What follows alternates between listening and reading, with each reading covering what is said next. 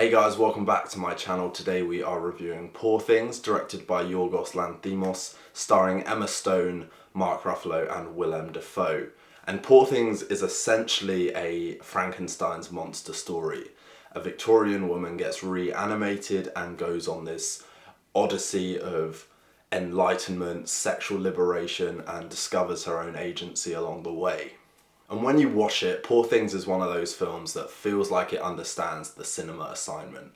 And what I mean is every aspect of this film exploits the visual medium to the max. Whether that is the cinematography, whether that is the production design, the costume design, the editing, the colour grading. Poor Things just feels like this kaleidoscopic exploration of a very familiar yet very unfamiliar world. So alien yet so resoundingly familiar, so architectural but so elusive and fluid, so colourful but so bare at times, so vast and so enclosed. I think Lanthimos really manages to capture the duality in this film really well, between the world and its potential for exploration, liberation, freedom, and the world as this place for entrapment, this prison, this sense of claustrophobia. Both of those aspects feed heavily into Bella Baxter's journey of autonomy and is kind of expertly navigated as she weaves into these very unlikely scenarios. I think my favourite thing about this film is the tone it manages to strike. Too often than not, I feel like absurdist films kind of stray too far into absurdism to be funny. And I think more often than not, relying on the absurdism itself to deliver the comedy falls short.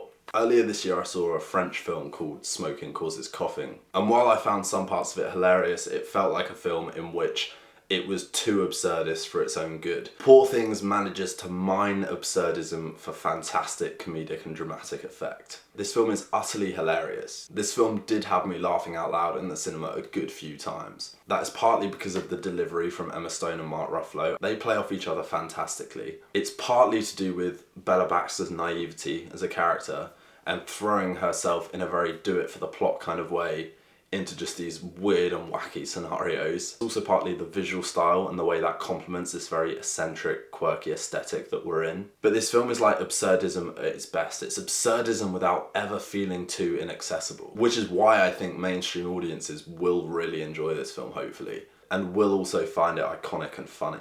It is a film that relies so heavily on Emma Stone to deliver probably one of the bravest performances of her career, essentially using the body of a full-grown woman to convey these various states of aging and experiencing, be that discovering language, discovering social skills, discovering sex, discovering society, discovering wants and needs, and one's place within a world. Emma Stone really has to go the distance to encapsulate and convey that constant state of existential bewilderment for Bella Baxter. That pure, unbiased fascination with everything happening around her. And I think the most memorable from the supporting cast is definitely Mark Ruffalo, playing this deliberately overly theatrical, overly childish and petulant British aristocrat with an atrocious accent, but I think deliberately. But he also got some of the biggest laughs from me in the film. I think his character is so hilariously repellent and so unashamedly awful. The use of camera, be that the very signature use of fisheye lenses that come across quite heavily in Yorgos Lanthimos' work,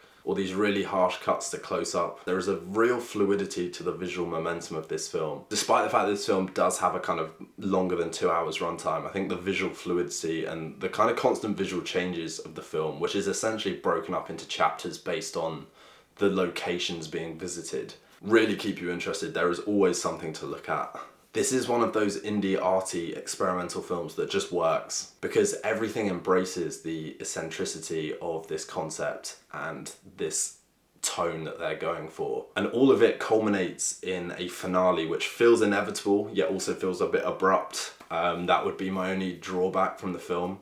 When the entire film and the world leading up to that had felt very lived in, very organic, the kind of final 20 minutes or so feel a bit kind of sped through in terms of plot and character. And as such, it feels like a bit of a jarring epilogue when you kind of compare it with what's come before. But narratively, it feels like a necessary reality check and makes complete sense within the context of the film. I think they just could have done a bit more because it feels like it's got a lot of tying up to do and a lot of character work to re-establish within a short span of time. But Bella's journey is genuinely just so much fun to watch. Absolutely the MVP of the film is Emma Stone. The way that the sheer amount of sex and sexuality in this film and the exploration of the human body as a tool, as an object, as a weapon, as a shelter and a safe space, the way that that can all be explored and communicated within a comedic tone feels very masterful. There is a lot of nudity, there is a lot of sex in this film, but at no point does it feel gratuitous. It always feels like it makes complete sense within Bella Baxter's journey. And the way that at first it feels like this exploitation and then this mutual transaction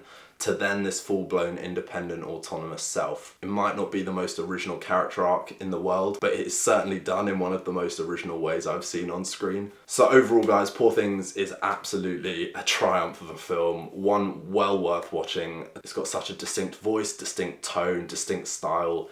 Everything comes together to make for a truly stunning and unique cinematic experience. One that is well worth watching for anyone interested in film and the kind of quirks that can be done with cinema. So do drop a comment below guys and let me know your thoughts. Please also consider liking and subscribing to the channel. That's always a huge help for me. And in the meantime, we'll see you for the next review.